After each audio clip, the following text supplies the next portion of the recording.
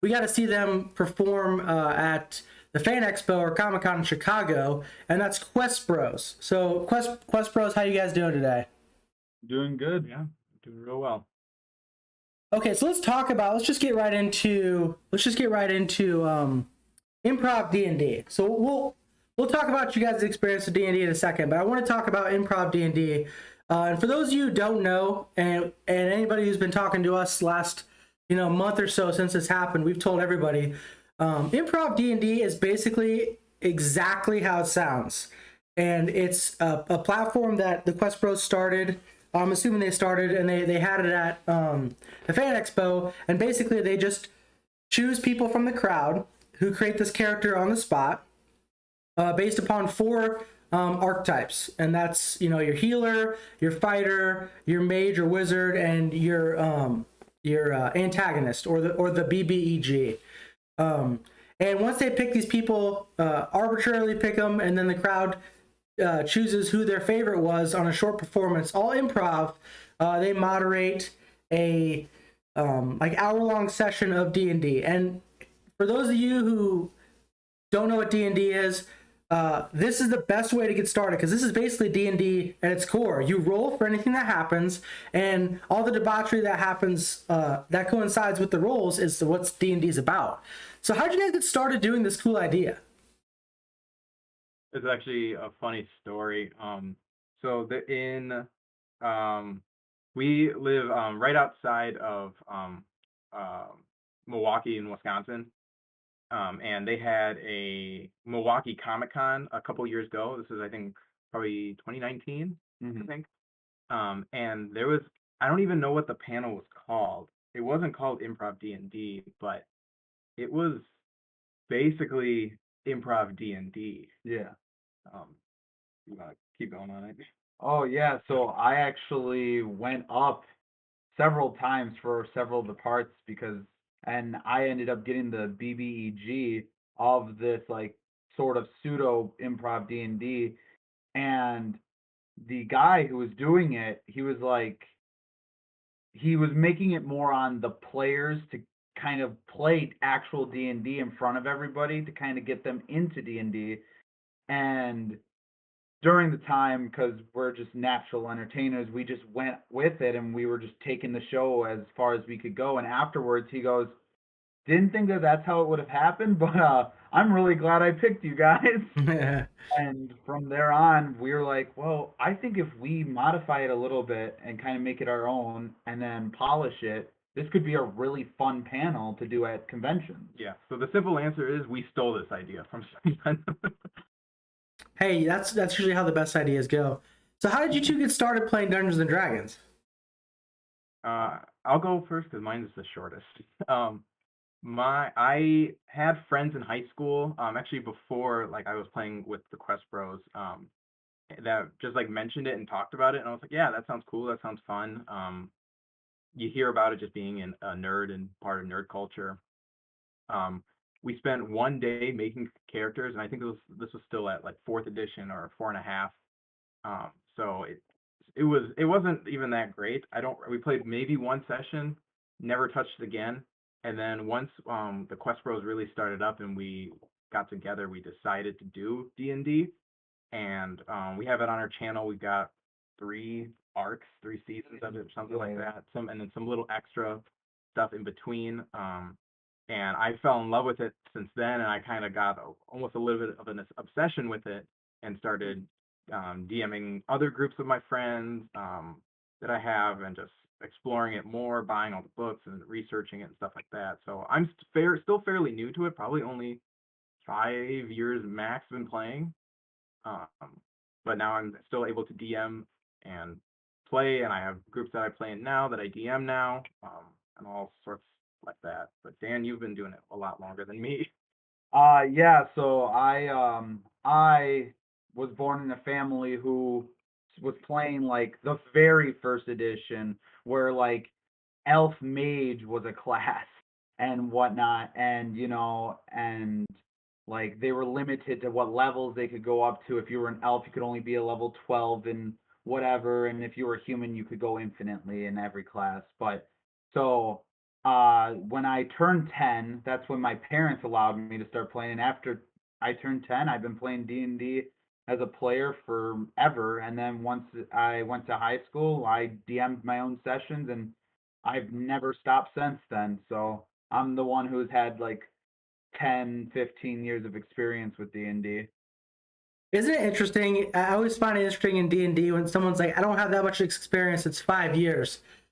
Which is funny because it's true, because people who are in the D&D world is like, oh, I haven't been playing that long, it's only been years. But if you put that on a resume, I've been doing this job for years, you'd be qualified. But it's like D&D is the one area where someone's like, I've been playing 5th edition for 3 years, so I'm still really new to it. Yeah, okay, since D&D has been around for, I mean, I don't even remember what year first edition came up around, and there's people that have been playing it from then to now still, so it's like, compared to them, yeah, I'm still a noob to this. Yeah, and that's really funny because a lot of my players who've been playing it for like 7 years with me, DMing them or whatever, even them, they're like, "Yeah, no, I'm terrible at D&D." I'm like, "How can you say you're bad at a role playing game? You just play it. Yeah. Everyone's good at it. You just play." They're like, "I know nothing." I'm like, How can you say that? You've been playing it for 7 years and you know nothing?" Yeah, that's not true. It is weird when you have a long layoff and you go to be a rogue after like a month and a half off. You're like, how does sneak attack work again? I've been doing this for 5 years. How do I not know my character by now? It is funny how it kind of works out. So walk me through. You guys see this idea that somebody did, which is basically D&D improv, and you decide to utilize it and make it your own. So what's like the next step? Do you call like these coordinators for these events and you say, hey, we have an idea, or what are the next steps from there? Yeah, so I usually do I do all of that part. Where anytime, like, we love going to conventions, just either to see celebrities or check out vendors and stuff like that. Um, and I always see that most of them have panel submissions, and I'm like, the first time we did it, for Anime Milwaukee, I submitted, and I was like, we've never done this before. We've seen it. Let me try, and if we get the panel, cool. This could be really great for the channel. It can help promote us, and it'll help us get some more traction, and it'll be fun for us to do. So the first time we did it, I just submitted an application with whatever they required, and I just basically said, fuck it, let's see what happens. And our first one, we had, I don't even remember how many people. We have recordings of it, but it's so bad because actually, when we were performing it, the lights in the room kept shutting off and shutting back on. They were automated. So the video, like, quality itself is really bad. I have it somewhere on a hard drive, but there was probably like 50 to 100 people in there. Yeah. And every year it just keeps getting bigger, and so we just keep any convention that we try to go to, we apply for it. And at least with Fan Expo, we were lucky that we were able to get, they were able to pay for our ticket for us to go, and it was I think the biggest convention we've performed at for it. And even like our second day, we had the largest room in the entire venue, which was just crazy to see that they even put us there. But yeah, so it's really just crossing our fingers and submitting an application and hoping it works. And I'd like to say, like, after we did it the first time and it was such a huge success, getting them to accept our application a second and a third time, and these other conventions hearing like, oh, Improv D&D happened in Amkey, and they're like, really? How did that go? Oh, 150 people were filling the room, and they were overflowing in the hallway.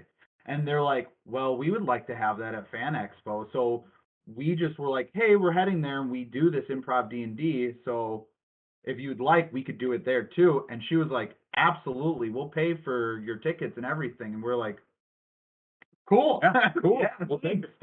And so we went there, and they gave us the second and the biggest room. And both days we actually have kind of a head count. We had 140 some people in the first day, and we had about 120 some in the second day, which is just incredible amount of people to come to a panel, because like some of the panels with like Ahsoka just before us, Yeah. she had about the same people. So for that many people to come and want to be a part of this improv D&D knowing little to nothing about it, and then like the same people who are coming to see Ahsoka, like I don't put us up that high. It's kind of crazy too. Like we got to share the same stage that the Hobbits were on. Yeah. Like they at least like put us at that level, thinking now, cool, you guys can perform in this big of a venue. Yeah, the Hobbits weren't there at the same time, but they were in that same room. Yeah. Well, it was interesting because didn't the actors for the Hobbit, they were on right after you though, right? Sons of Anarchy were right after. Oh, yeah, that's right. Sons of Anarchy was right after you. But still, like I was shocked too because I was like, man, Sons of Anarchy right after you, and I didn't see people like pouring in afterwards. There was a line for something else, I think, but I was actually pretty shocked on that second day. Yeah, even the first day, there were people waiting outside for our panel, and we had to still get in there and set up and everything, and we were like, crap, there's a good amount of people here. And I think we were listening to one of your other podcasts when you were interviewing, I think it was Claire, and like when you read the description of it, or even just the title, Improv D&D, it is very open-ended, and it's hard to explain what it is, and like they always want like 2 sentences. Yeah. And it's hard to do that, but the fact that we're still able to attract that crowd, it's really heartwarming, rewarding. It makes you feel good. I think you're being a little bit humble because we didn't know what to expect. We kept like talking to each other like, what is improv D&D? Because D&D in itself is a lot of improv, like by its nature. Mm-hmm. So it's already like, it sounds like it's just D&D, and really that's what it is. It's just you break it down to a fundamental level of like, doesn't matter if it's 5e rules, everything requires a rule, which is, you know, the premise of the game. But is that usually how so the first day is my very first time we saw first day of Fan Expo. Is that usually how it goes? Because it kind of blew my mind. Or was that like a really exciting day? So actually, usually improv D&D is 18 plus. And so the few times that we had done it before Fan Expo, it's always been 18 plus because we all know D&D can get out of hand. It can get riley. It can get very sexual at times. So whenever we play it, we always preference it to be 18 plus because you don't know what anybody's going to say, and this way we don't need to correct people to not swear, to keep it family friendly and blah blah. But when Fan Expo came, they did a thing where they're having no 18 plus, which was funny because they had Sons of Anarchy and that's a very mature show. But but no, so they were like, there's no 18 plus panels, and we were like, okay, so we had to alter it slightly to make it family friendly. And I think that posed some challenges in the way we ran it, but I've DM'd for kids before, so I'm very patient and I can adapt to, all right, this person, is stumbling over something, let me give him a little idea without like embarrassing him in front of all of these people. So like the kids that we had on stage, I could see like he really was like he wanted to do his thing, and I was like, you know what? That's what D&D is about: wanting to do something and getting to do it. Let's see if the die is agreeing with you, and it did or didn't. So that was probably a big thing. Yeah, I think another challenge we had too, especially the second day. Well, normally our panels when we run this, we do it for an hour and a half, and Fan Expo was really only letting 45-minute panels. We were lucky with our Friday panel; we were able to get an hour. Mm-hmm. But Saturday, only 45 minutes, and our audition process is usually a lot different. But when we got to move really quick and get through it so there's enough time for the adventure, we were like in the hotel room, and actually the day before we were at dinner, like, okay, how are we going to do this? We only have 45 minutes. We need 10 minutes to explain the rules, audition 4 roles, set up a scene, and then at least 30 minutes to have a good show. But we were able to figure it out, but hopefully we can always continue to have at least those longer sessions, so then that way it doesn't feel rushed and it can be more natural. Mm-hmm. Yeah, no, the show was amazing because I had no expectations going into it, but one of the things that was surprising to me was the lack in D&D anything at the Fan Expo. Did you guys feel that way too? Yeah, we looked at the schedule of just like everything that was going to be around, all the different types of panels that were going to be there, and we looked, and there was only two types of things. There was us, and then do you guys have a panel? Were you guys the other D&D related thing? I don't think there was any. I think the only thing that was D&D related was like making cosplay armor. Yeah. Or yeah, or there was or it was like making characters. I think I saw too. Okay. It was, but yeah, but that was it. And then there was one like dice booth. Yeah, I saw several dice booths, and then there was maybe some like wood carvings to hold dice in.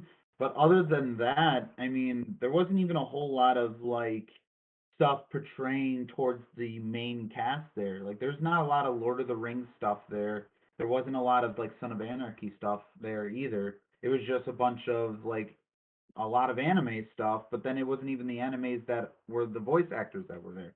It was just the most popular anime at the time.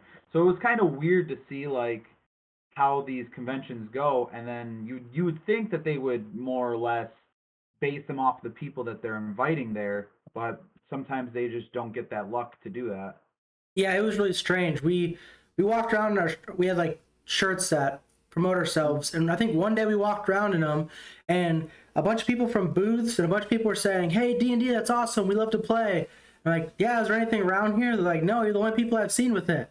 I'm like, that's crazy because D&D is with Legend of Vox Machina, and I mean, you have Stranger Things, which there's a bunch of Eddies, but cosplaying. But other than that, I was like, man, there's such a market here, and there was like 3 dice makers, and I was like, it just seems strange to me.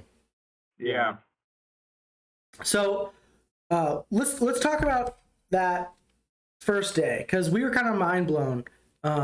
Those of us watching. So for everyone who didn't see it or doesn't know what we're talking about, basically there was a younger girl. She's 18 years old, named Claire. There was a young kid who was, I don't know, 12 years old maybe. There was a relatively well-spoken fighter, I think she was, and then there was the big bad guy. If I mean, might be getting mixed up. I think the woman might have been the big bad guy or something like that. But anyways, basically the way it works is every time you want to do something, you have to roll, and then the DM will tell them, basically all you were saying at the time was just roll, and then you would describe the scene.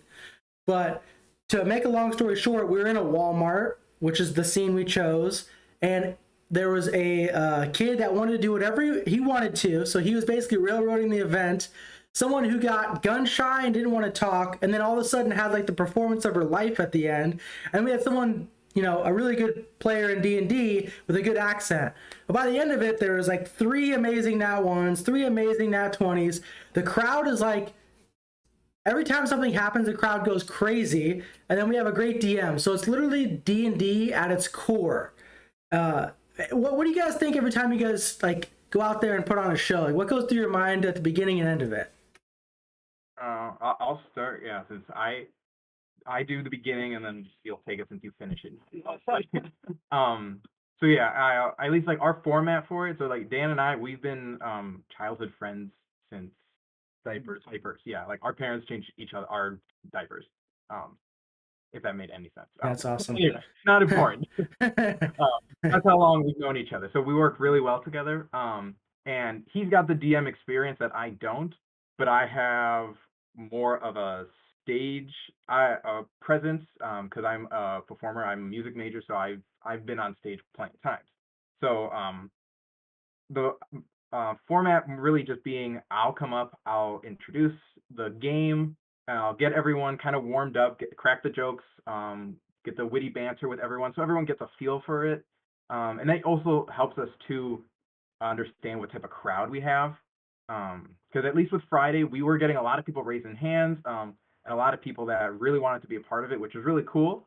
And then also when I'm doing the witty banter with everyone, or when people give their answers and it's kind of awkward, so I have to break that tension or awkwardness, and you get the laughs, and you can get a better understanding too of just how the whole game is going to run, which does help a lot, and it kind of eases us.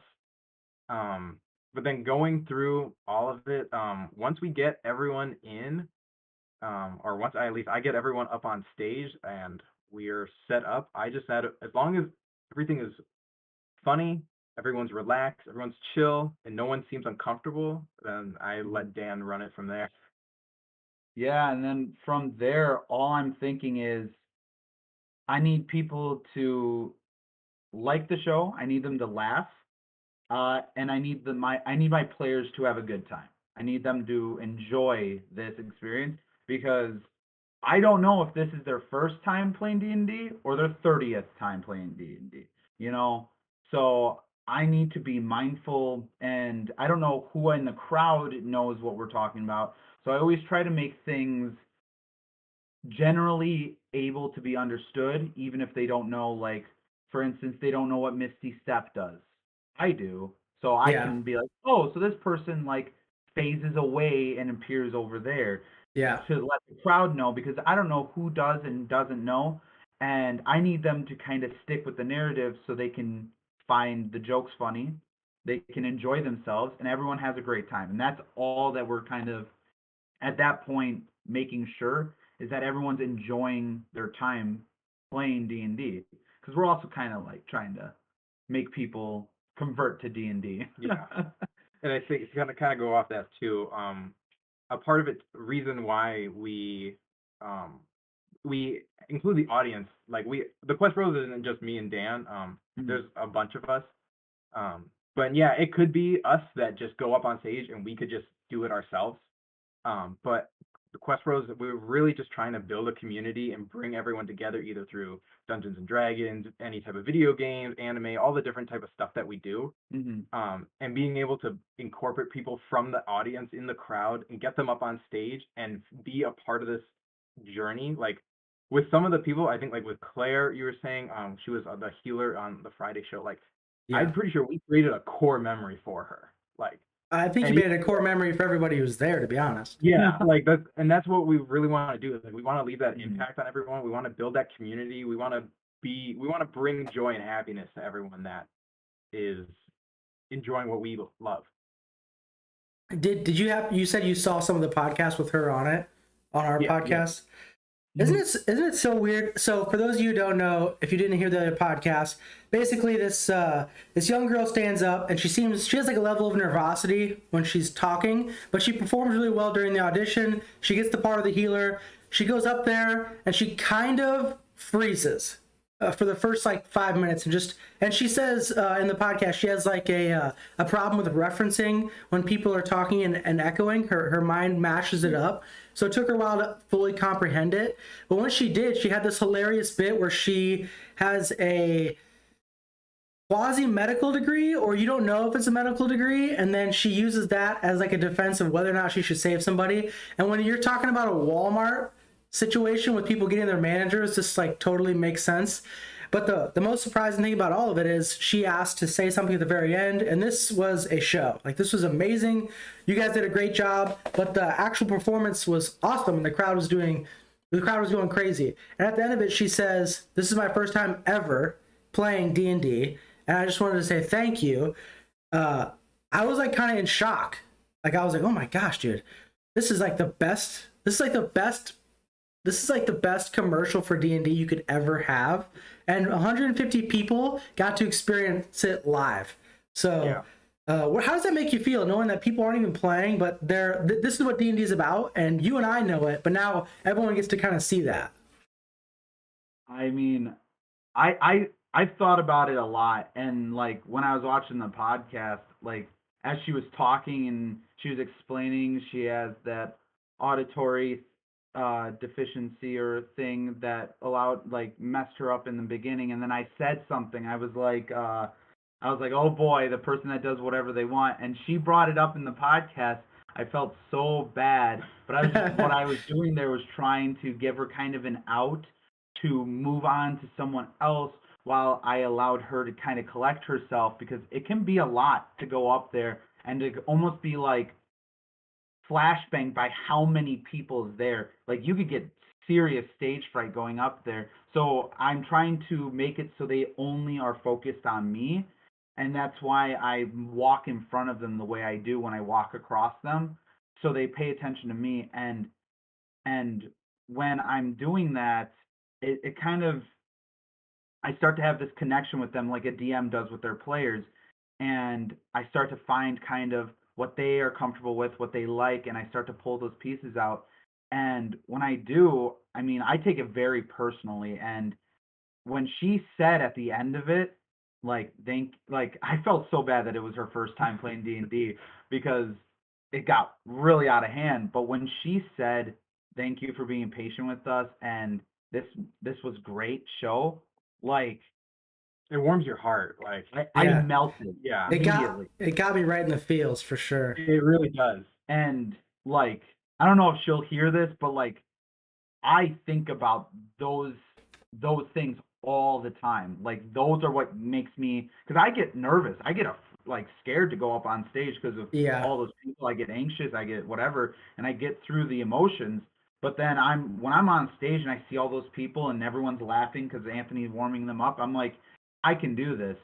And when someone tells me like this was the best this was a great experience, I'm so happy, or this changed my life, you know, because it allowed me to feel like I can open up and be myself, like i I take that very to heart. Like the little kid's mom, the 12-year-old, his mom came up and she's like, do you guys do this for birthdays? Yeah. And we said no, we Really? don't. That's awesome. Yeah, but and the kid was like, this was so fun. And he was like, thank you so much for allowing me to play. And he was just so happy. And like the fighter, the guy with the Scottish accent, he came Yep. up and he was like, this was a great time. Thank you so much. You guys did really well. And he's like, I hope I see you again, like throughout the con. He's like, you guys were great. Like I take every single one of those home with me, and I have a special place in my heart for all those. And I remember like every one we do, there's the people that come up and they shake my hand. They're like, "Oh my God, you were so amazing. You're great. You guys should do this all the time." Like, hey, come up to Lake Geneva and do it at the D&D Yeah, convention Gary Con. at GaryCon. And they were like, "You guys really need to be like." We at a panel before this, or like a convention before this, we had ladies come up and they were giving our information to other convention, like Yeah, people that were like promoting their other future conventions. They were future giving conventions. Yeah, we didn't even have to um go Promote. out of our way to speak Yeah. to them. They were doing it No. for us because Yeah. they thought we were that good, and it literally just like makes me melt. And I always want to make that experience for people. And hearing how positive that experience was for like Claire, I'm so happy it was for you. I'm so happy like you were able to find yourself and that you could feel like you could be yourself with this community, because D&D is the place for that. I'm like dead serious. The communities that we make, like QuestBros or Role Playing Degenerates, that's the place where you're gonna find that community of people that are gonna accept you no matter how off the wall you are. Because there's people that are just like you or going through similar stuff like that. And they're not just there to be friends to play games with. They're there for people to talk to. They're for people to get support from. their families. There's yeah, you make a family out of this community, and like there's literally nothing I want to do more. Yeah, and I think the beauty of our, especially our improv D&D, I don't know if there might be other people that do improv D&D, but the beauty of ours or this, and just like any improv, it's different every single time. It will never be the same. And after Friday's first performance, and hearing all those people come up to us and they'll be like, "Hey, are you guys going to be doing it again?" Like whatnot. Like after people wanting more of it and the impact we had, I was emailing the panel person right at, like, we were in the hallway and I was emailing her. I was like, "Hey, is there any chance that on Saturday we can get another slot? I know this is very last minute and very impromptu, pun intended. Yeah. But is there any way?" And she's like, "Yeah, we've got this slot at this time." And I was like, "We'll take it." And then again, it was still just as successful and just as positive of a response. Yeah, no, it's well, one weird thing that happened is we didn't know who you were, but I saw you guys. You guys were in a hotel room like 20 rooms down from us. Yeah. And, We were on the same floor, like just Yeah. down the hall from you guys. and I didn't. So I saw you guys the first day. We got in our hotel rooms, I think, or whatever. And the interesting thing was we were running one shots with a bunch of creators. So it was like we have like different creators who have like 40, 50,000 followers in total with us. And you guys were right down the hall. We were like, as soon as we saw you, we were like, dang, I wish we would have known. We would have invited them over for the one shots. We were streaming them live. So it kind of sucked. Okay, But next week. yeah, next time. But what you kind of describe D&D as these real moments, these real communities. Claire, she's in our Discord now, and she's got really good art. You know, it's crazy that she had such a weird childhood. She didn't like grow up with like a lot of friends or whatever. But I'm glad she's on our Discord now because she's been welcomed with open arms there. But we you guys kind of describe these real moments you have in the game. But that's kind of indicative of D&D. Like you talked about DMing these players, you get like a 10-minute or a 1 hour session with these players, and you get to feel the DM player relationship. But what is it about Dungeons and Dragons? Like, what is it about this game where you can actually develop real characters and real feelings for your characters, and if they die, it's a real death. Like for real, you feel like you're about to cry, or you know, I think everybody at my table does cry every time, but what is it about D&D that gets you in the feels? It's a deep question. What makes it? What gets me? I don't. It's just being able to make something of your own. So, like I said, I'm a musician. So, relating it to D&D is just like being able to create something, yeah, that is your own and that you can that comes from your soul, not even just like from your emotions and your feelings, but like from deep within you. And even if it is connected to you in some way, or maybe it's a character that's not connected to you in any way, but being able to just have that experience and express yourself in a way that might not be any way that you're able to in real life, like it's becomes an extension of your body. So like my instruments become an extension of my body and they express who I am.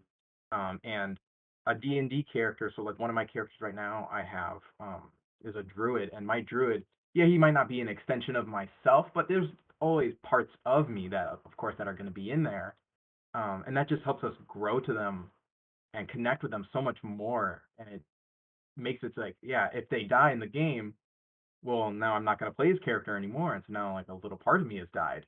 Yeah, Yeah, and I always think like with my players, they've never in the 7 years we've played ever have made the same character twice. And I think it's because they almost have that respect that I made this character, they were a part of me, they were an extension of kind of what I wanted to express about myself, and then they died, or there was something that I wanted to try, something new, and it didn't work out. And they go through those emotions like, oh, they died or whatever. I'm a forever DM. I'm stuck in that position, so I don't get to play my characters as often. I try to play like DM characters, but for my players, they almost do it for the opposite. Instead of liking to express themselves, they like to escape themselves. So that's another like total side of the coin.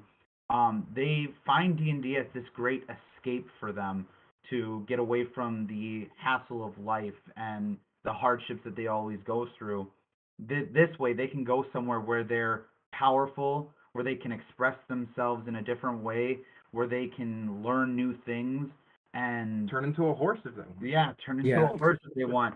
So yeah, I always try to give them that world to explore and find new things because everybody has that little explorer in them that wants to keep going and wants to find new things. It's almost like playing like a video game and you're finding secrets around every corner. So I try to make those worlds for them to kind of get away from this one and get away from all the stresses that they're dealing with.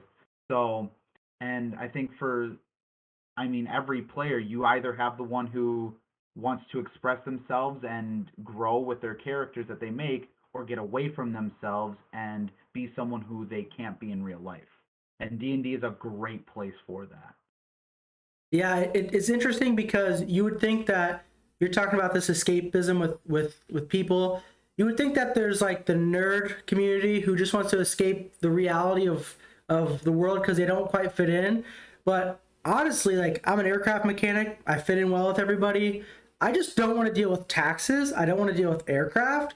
I just want to go to a world where we can fuck shit up and have fun with each other, and there's magic involved. I just want to escape just everyday life. Have you guys noticed that too? Yeah, Mhm. absolutely. Yeah, because the thing too, D&D, like high fantasy, everyone understands what high fantasy is too. So it's easy for everyone to get into, easy for everyone to understand. But it also can be as complicated as you want to, or as easy and simple as you want to. So you've mentioned you guys have DM for a while.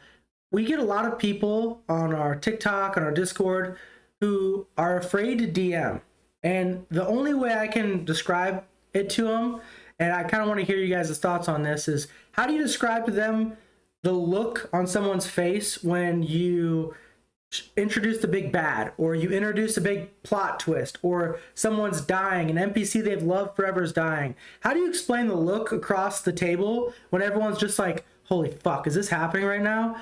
Like, how do you explain that as a DM looking to your players? And what would you tell DMs or players who want to DM but they're afraid to? My first thought of it is me being in the player's perspective, but there was a time where our campaign that we play for QuestBros is AD&D, so second edition. Mm-hmm. Um, and my character is a ranger bard, but the way it works in second edition, I have to be with those two classes. I have to be a certain alignment, and I ended up doing something that skewed my alignment, and now I either had to lose my bard or lose my ranger, and I was so attached to both of those, and I was freaking out, and I was about to be like, I don't want to play this game anymore. Yeah, yeah. You were DMing it, so I what? Yeah. It's your fault, but I guess I want to know what was if to give you a point to, I guess, to respond to more specifically. What was your response to that then? As a character who's literally not even, I'm not even gonna die, but it's like I'm losing half of myself. You're losing It's watching myself die.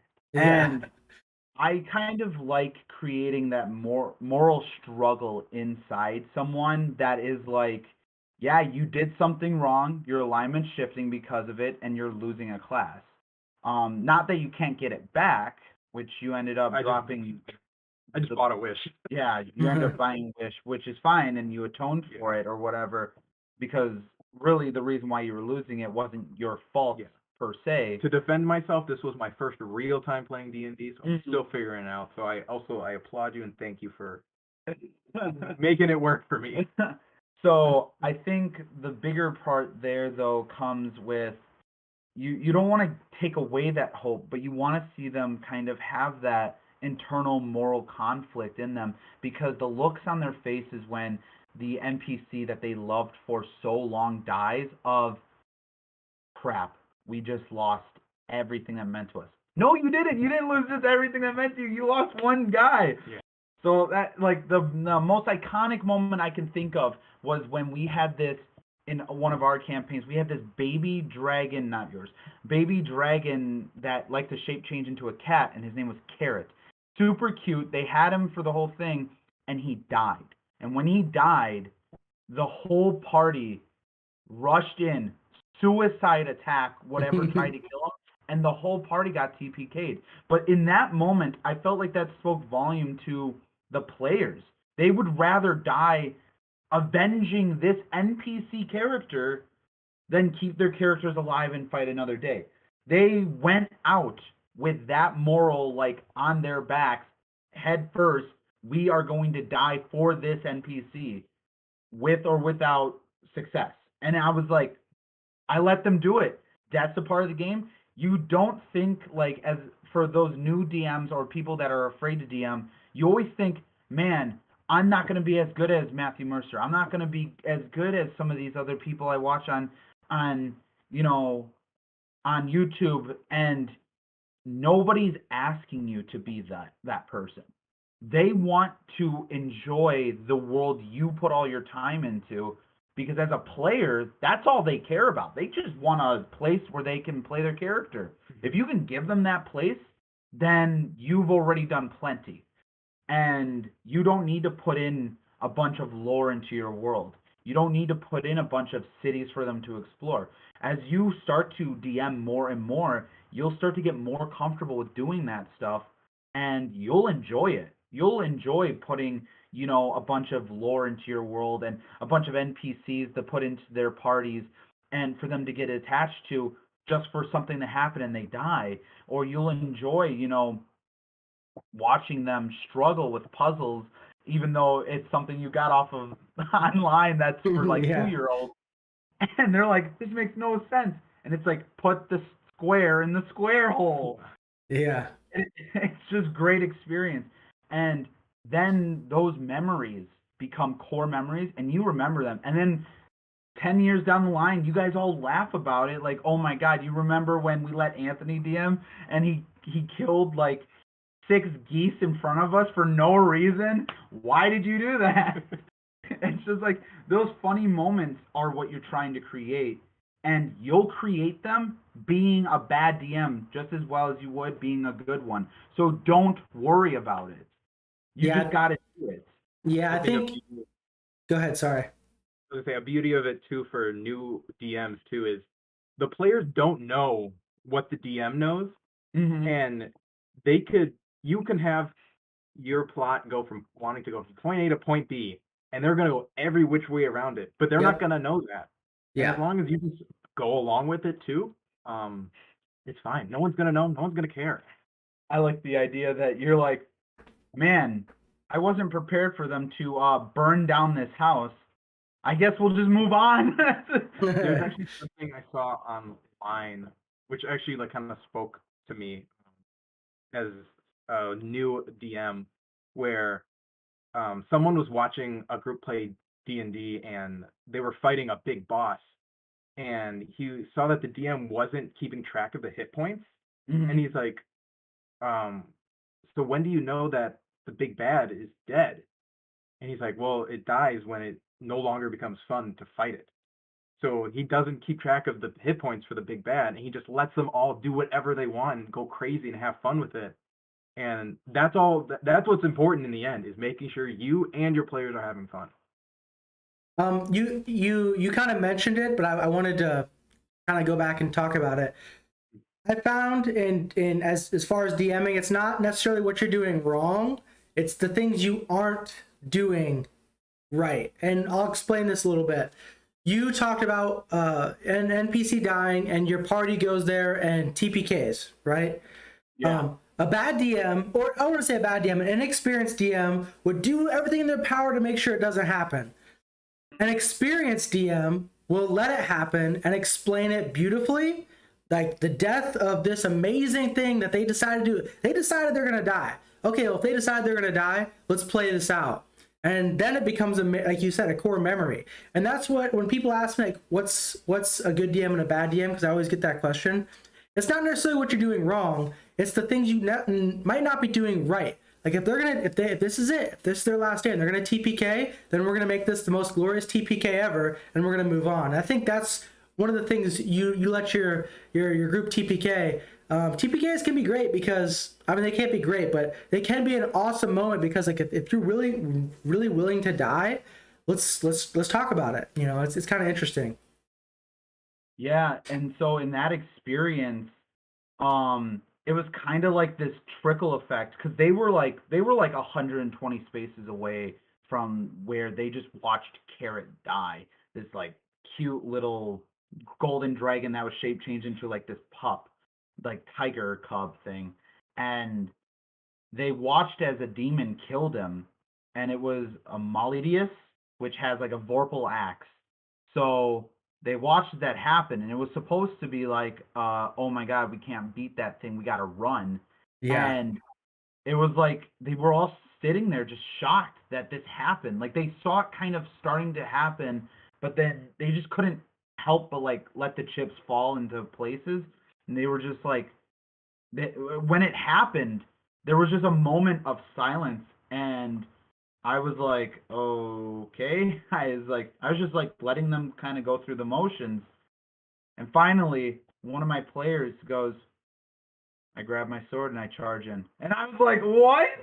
I was like, are you sure? I was like, okay, go on. And so he rushed in, and he got a few good hits in, and his head came off. I got the Vorpal effect. I rolled a nat 20 on him, and I'm like, I was yeah, like, you're done.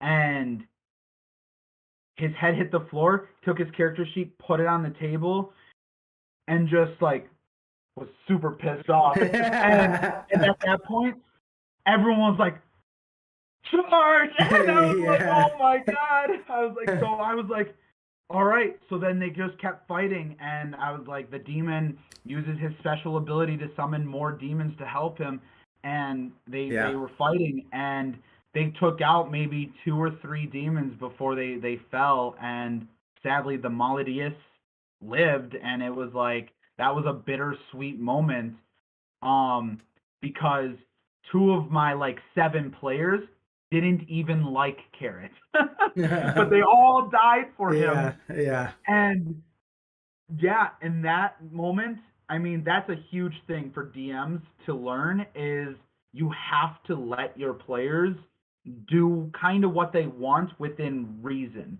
Yeah. Some players are going to want to jump across the entire city. Realistically, they can't do that. But Yeah. if they, hook themselves up with long strider, jump, Yeah, fly, XYZ. XYZ, you know what?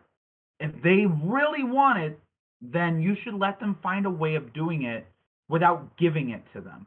Because then it makes them invested. And when they're invested into something and you take that investment away, then they start to have conflicts. And when they have conflicts, that's when they Care. then they start caring. And when they care, they just go that extra step further to do everything they want to do. And that is the moment of D&D where I enjoy. When people have that aha moment, or they have the how dare you as the DM moment. Yeah. And it bad and good puts a smile on my face because I'm lawful evil at heart. Yeah. Yeah, it is a very interesting game. Do you guys watch Critical Role or Dimension 20? I watched Critical Role, yeah. I watch a few people. I think there's another D&D group that's called The Third Wheel. I Yep. watch them. I like them a lot. Shout out to them. They don't need it. But yeah, I did watch some Critical Role. And I think the funny part about watching other people play is, especially as a DM, you sometimes go through those points where you're like, I don't really agree with what his decision was there. I don't know if I Yeah. would have done that as a DM. Yeah. That's a good thing because then you can build off it and make it everything Mhm. your own. Yeah, and I think that's another huge point is everybody as a DM has their own DM style, and you got to respect that Yeah. too. Yeah. It is weird. I everyone tells me, because I don't know any different, is I DM a really tight ship, I guess. I track people's arrows. I don't make them like the food is whatever, but I track people's arrows. Um, if someone rolls the 2 or 3 death saves and they all fail, like they're dead in my eyes. But I've also played on games where it's just like total debauchery, everything goes and it's super fun. So it is weird in the sense that the game can be like totally different on different spectrums, but everyone's still having a good time. So moving forward, where do you guys see yourselves with D&D in the next 5, 10, or 15 years? 15 years, I still see myself being the forever DM. DM. Sadly, right now I'm having my players. We're doing this campaign, but the campaign is I had set it up for them to DM these side quests throughout it, so they can all get into Ooh, a feel of DMing. that's cool. And it's all the same characters. So they're not these one shots that we're doing. It's designed for us to slowly throughout this campaign have a bunch of little side quests where other people are DMing and they are basically free to DM how they want to DM it. With, of course, if they need assistance, I will help them. Yeah. But then that kind of takes me out of the game, because then I just know a little bit more than everybody else, and I have to be mindful of that. But that is a huge thing, and I think in like a few years, maybe I won't be the forever DM, which might be nice.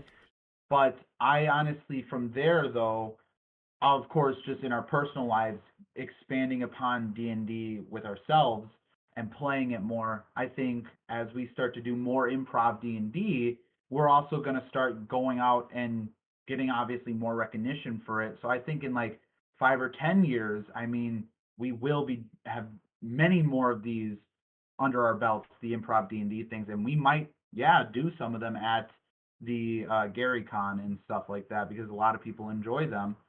So, you know, with whatever that entails, I mean, D&D might become almost like a profession for us, which I wouldn't really mind because then it would be doing something that I love. Mhm.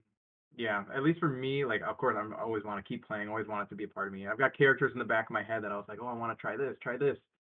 But at least bringing it all back to the improv D&D, like, we at least try to go to cons like twice a year, two different ones, one in the winter, one in the summer.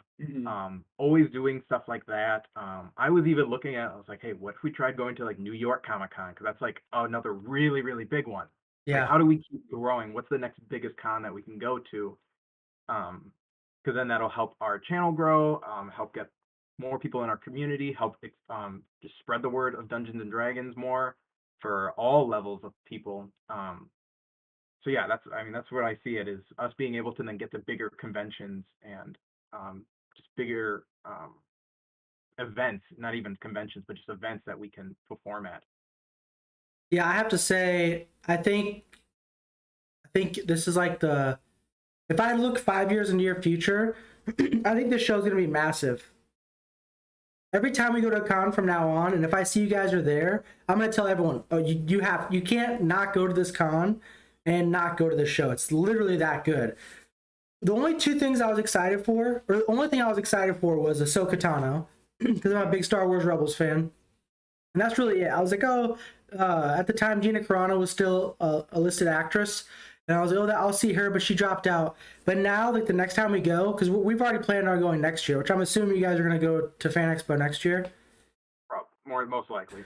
So we're taking, because I DM two groups and we're taking about 25 people now. I told everybody, I was like, okay, on the schedule, if Ahsoka comes back, we'll see Ahsoka, but we 100% have to go to this improv D&D. That's how good the show is. So for anybody who's going to be at Fan Expo next year, who follow us, please follow QuestBros. It's like the best show out there.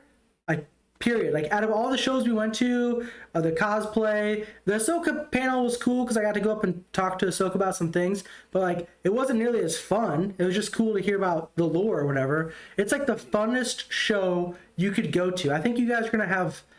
I wouldn't be surprised if someday you guys are like 1,000, 2,000, like huge events. You could probably do this outside of con, if I'm being honest. Yeah, we have thought about doing stuff like that, like going, like almost like making it its own thing at times. Because like we said, we've got QuestBros, we've got our YouTube channel that we mostly post all of our stuff on. And we're thinking like, oh, we could just do a video of this. We don't have to do it at a con, so it would be cool to just do it that way. But also just hearing you say all that, thank you. It warms our heart. I did apply for us. Our next convention will be in, at least hopefully, February, at Anime Milwaukee 2023. So we're hoping to get a Friday and a Saturday show. So if anything, that's where you can probably find the next Improv D&D. Will be there. But yeah, we want to do this as much as we can because we've rarely, I don't think ever have heard anyone say anything negative about the show. We only get positive reviews. I don't think it's possible. Yeah, I don't think and it's.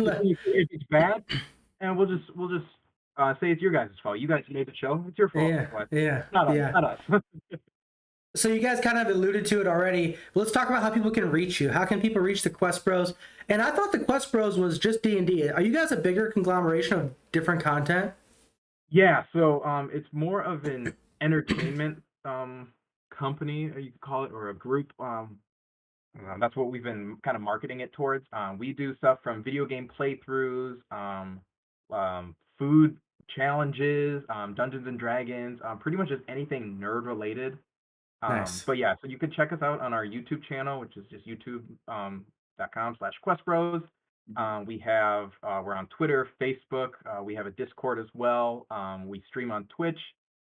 So yeah, we do stuff from Dungeons and Dragons to any type of video game stuff. So there's something for everyone. Okay, so everybody check them out. Not only their D&D improv, which we talked about here because it was amazing to see, but also check them out and their food challenges and everything they do outside of just D&D, but in the nerd community, which I'm a huge nerd. Like I said, Rebels is like my favorite show ever, but like Troll Hunters, Rebels, anime, everything nerd we love. So check them out. Otherwise, this is a really fun episode, guys, and for everyone watching,